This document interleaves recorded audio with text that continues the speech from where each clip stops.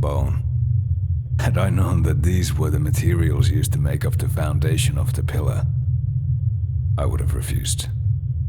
I had been tasked by my master to construct a monument as an international symbol of his terror. He, my master, made notice of my architectural and constructing prowess and so commanded me to erect this monstrosity. I was informed that this pillar was to be the first of an expansive collection, totaling at 62, one pillar separated by 2 miles each. Eager to please my master, I employed the services of thousands of slaves to the empire, and placed one commander per 100 workers to oversee the quality of the work being made. With about 10,000 laborers, that brought about 100 commanders in for the job. The employment of these commanders resulted in an absurd amount of currency, an object of which my master had no concern over. Having acquired the amount of laborers I thought appropriate, I then proceeded to draw up the plans for the dimensions of the pillar itself. The requirements placed upon me were that the pillar must be over 130 feet tall, with an opening at the very top, which descended down a flight of spiraling stairs and tunnels directly underneath. The reasoning behind this was that my master wished to use the pillar as a military defense from his enemies by building this massive obelisk over the border of his realm with tunnels below it to encourage the hidden mobility of his soldiers. With this in mind, I had the slaves dig hundreds of miles of tunnels, hugging along nearly the entire length of our motherland's border, which, as you can imagine, took a considerable amount of time. 3 decades of constant labor, to be precise. Unfortunately, the intensity in which we worked was so great that the casualties suffered were in triple digits within just a few months. In the grand scheme of things, if we continued at our current pace, it would take 2 centuries to completely finish the project. Determined and blinded by greed, my master brought more workers in for the project, merely replacing the others as if they were cattle. I was in no position to question or argue with him. I had my own life to worry about. But I would be lying to you if I told you that I was not haunted by the guilt of it all. I resolved to bury these concerns into my work. While I did not directly build the pillar itself, I was responsible for designing it and providing the appropriate quantities needed to construct it, including, but not limited to, the straw, mud, sand, and rock for the foundation of the pillar, and the services of the laborers, the details of which I have already gone into great detail. The events that followed up to the very last stone placed into the wall were of dreary quality. 30 years of the cyclical effects of having the pillar erected slowly, oh so painfully slowly, was horrible to endure, especially with the death toll rising almost every day. Until at last, in the spring of 35 BC, the horrid thing was complete. I expected to feel a sense of accomplishment, but the only thing I could feel was the shame I felt knowing how many lives were lost in the construction of it. To our country, it was a monument symbolizing military might. To the world, it was a symbol of terror. But to me, it was a symbol of how cowardly I was in not confronting my master. To think this eyesore would multiply over the course of the next 2 centuries, continuing to be a thorn in the side of this world for the unforeseen millennia. When I heard that the pillar itself was completely finished and the tunnels were about an 1/8 of the way finished, I retired to the solitude of my tent and wept. This pathetic sight was interrupted when 2 guards came into my tent, informing me that my master wished to congratulate me on my efforts atop the pillar. I rubbed my tear-stained eyes, and I was then escorted along the outer layer of the pillar by a flight of stairs which circled the entire circumference. Upon witnessing the presence of my master, I lowered my head in submission, bowing next to the gaping maw that was yawning over the top of the pillar. He placed his hand over my head, as if he was petting an obedient dog, and said that I had done well. I must confess to you, dear reader, that I did not feel a sense of pride upon hearing this, albeit from a heartless tyrant. However, no sooner had my heart been warmed by these kind words than I was thrust into the pit of the pillar.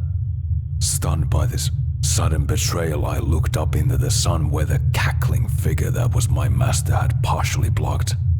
The two guards that had escorted me started to place a flat board over the hole, slowly sealing it off until I was shrouded in complete darkness. Needless to say, countless emotions assailed me. Why was I betrayed? The very man that put into motion the impossible desires of my master. Whatever small part of me that had pity or hope for the salvation of my master was, in an instant, utterly destroyed. I was in a state of shock, completely impaired in the mobility of my limbs by this wicked act. After what felt like few hours of wallowing in the filth of my vengeful tears, I convinced myself that there was still hope for escape. Whether by fate or misfortune, I was chosen by some disfigured shell of a deity that would torment their subjects in such a manner to embark on this dark journey through this pillar. Shrouded in a dark void, I proceeded to ascertain as to the severity of my dire situation. I was standing on top of a platform, which made me approximately 20 feet below the pillar's ceiling by my calculations. An impossible distance for me to jump even if the hole had not been sealed shut. By my designs, the diameter of the pillar stretched from one end to the next, about 50 feet in length, which provided more than enough space to swing my arms around to feel my immediate surroundings. The platform on which I stood was of a hard stone, covering the full surface area except for where the flight of stairs had begun to descend down into the dark depths of the pillar. The steps of the stairs were about 4 feet wide, made of the finest marble. With all of this painting a picture inside of my mind, my educated guess was that if I had fallen directly below the hole, which was squarely situated in the middle of the pillar, making it 25 feet across, and the stairs being 4 feet in width, I had about 21 feet in any direction that would potentially lead to the staircase. Careful not to trip and fall down the flight of stairs, which would have undoubtedly led to my untimely demise, I collapsed to my hands and knees, crawled in a straight line to hopefully discover the gap leading down the stairs. Veiled in an eternal darkness, I crawled for what seemed like forever, until the hair upon my head hit the opposite wall. I then placed out my hands, desperately trying to feel a gap on the floor, but to no avail. I took off a sandal on my left foot and placed it directly behind me. I then rotated it counterclockwise 180 degrees until my face was able to feel it, signaling to me I had successfully turned the correct amount. Now that I was still in a straight angle to that of where I had fallen, I proceeded to crawl to the other end of my prison. I knew I had the maximum potential on 5 attempts before I would likely find the stairs if I continued to move in this fashion. Thankfully, it was on the second attempt that I was able to feel an edge on the floor, and a small change in the atmosphere due to the cool and damp air coming from the tunnels directly below me. Having discovered the entrance to the staircase, I hugged along the edge of the steps until I saw a flickering light in the distance. Like a moth to the flame, I sought after it with a singular desire. When I was close enough to realize that it was a torch, I stood up slowly and removed it from its sconce. It was now that I became exhaustively dizzy, likely from the disorientation that I suffered from going through this previous ordeal.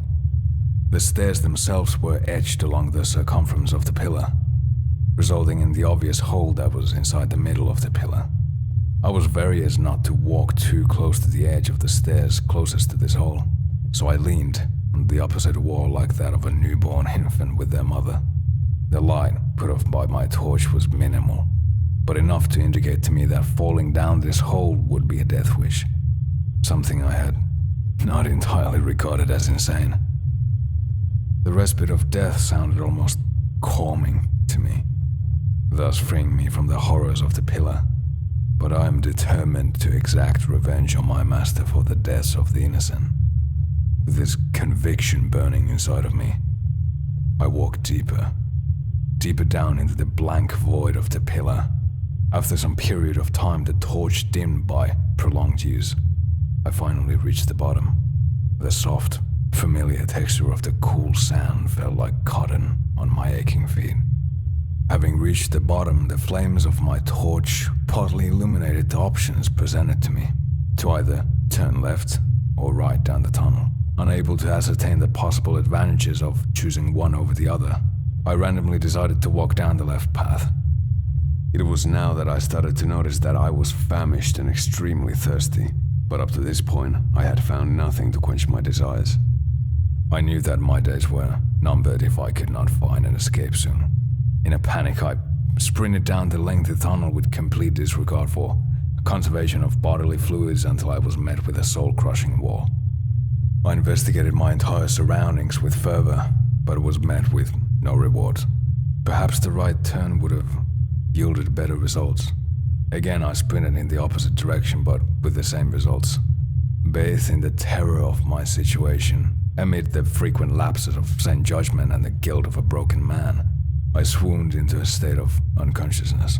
Unfortunately, I awoke, ill-prepared to face the trials henceforth presented to me. When I lifted the lens of flesh that covered the orbs embedded into the sockets of my head, I found my situation completely altered. I was securely bound by leather straps onto a long board about 7 feet in length that was securely bolted into a wooden floor. Only my head had the liberties of loose mobility, which I immediately attributed to the fact that my captors wished to have me tortured by the proximal pleasures of food and drink. To my right there was a pitcher, filled to the brim with water, and next to it an aromatic slice of roast beef. Tempted by these everyday commodities that I had taken for granted all of my mortal life, I convulsed with extreme vigor in order to obtain these items. Alas, it was useless to try to struggle out of these straps that bound me. The almost illusory visual quality that the conveniently placed temptations possessed invaded my every thought until rodents began to fall under its spell also. Rats scurried around me, craving and clawing at the meat with their razor-sharp claws.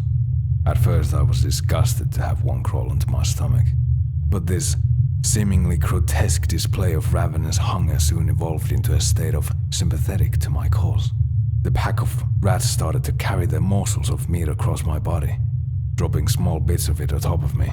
One particularly greedy rodent returned to retrieve these morsels with such a degree of selfishness that it began to chew through one of the leather straps that was restraining my arm, until eventually it was chewed straight through, thus freeing up my arm to proceed to unite the rest of my appendages. Having successfully escaped one part of my prison, I drank the water with great haste and stuffed my mouth with what was left of the roast beef.